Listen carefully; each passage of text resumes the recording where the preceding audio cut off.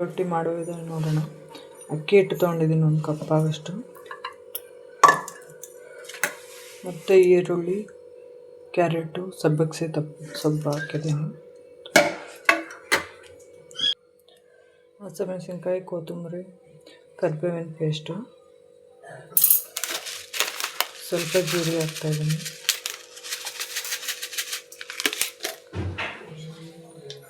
ರುಚಿ ತಕ್ಕಷ್ಟು ಉಪ್ಪು, ಸ್ವಲ್ಪ ಓಂಕಾಳು ಹಾಕ್ತಾಯಿದ್ದೀನಿ. ಇದನ್ನು ಚೆನ್ನಾಗಿ ಮಿಕ್ಸ್ ಮಾಡ್ಕೋಬೇಕು.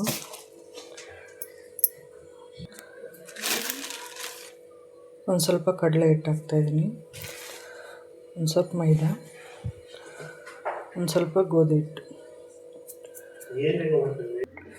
ಇದನ್ನು ಬಿಸಿನೀರಾಗಿ ಕಲಿಸ್ಕೋಬೇಕು.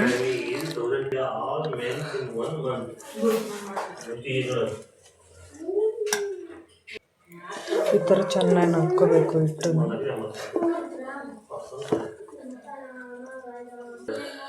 ಅದಕ್ಕೆ ಹಿಟ್ಟನ್ನು ಕಲಿಸ್ಕೋಬೇಕು.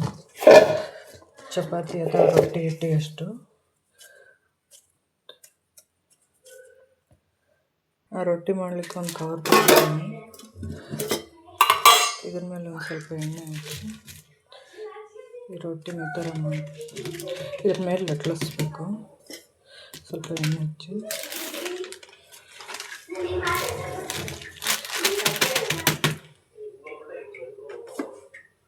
ಇದ್ರ ಮೇಲೆ ಇಷ್ಟು ಸ್ವಲ್ಪ ಲಟ್ಟಿಸ್ಬೇಕು. ಚಪಾತಿ ಅದಕ್ಕೆ ರೌಂಡ್ ಶೇಪಾಗಿ ಬರುತ್ತೆ ನೀಟಾಗಿ.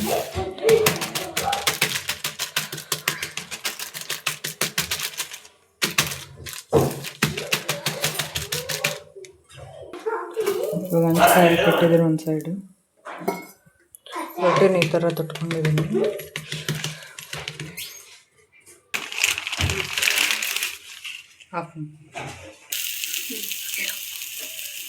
ಈ ಥರ ಹಂಚಿನ ಮೇಲೆ ಹಾಕ್ತಾಯಿದ್ದೀನಿ.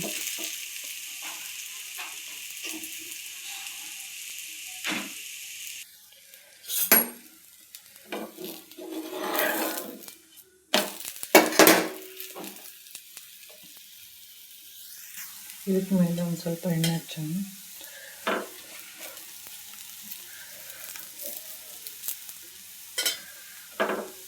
ಇದು ಸುತ್ತ ಬೇಯಬೇಕು.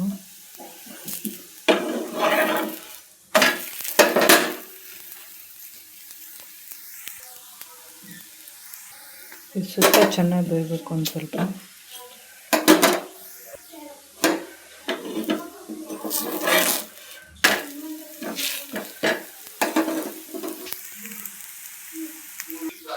ಬಿಸಿ ಬಿಸಿ ಅಕ್ಕಿ ರೊಟ್ಟಿ ರೆಡಿ. ಹಿಂಗೆ ಸೈಡಿಗೆ ಎತ್ತಿಟ್ಕೊಂಡಿದ್ದೀನಿ. ಬಿಸಿ ಬಿಸಿ ಅಕ್ಕಿ ರೊಟ್ಟಿ ರೆಡಿ ಆಗಿದೆ.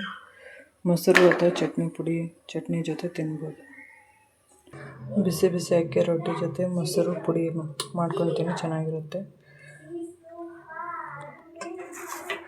Thank you.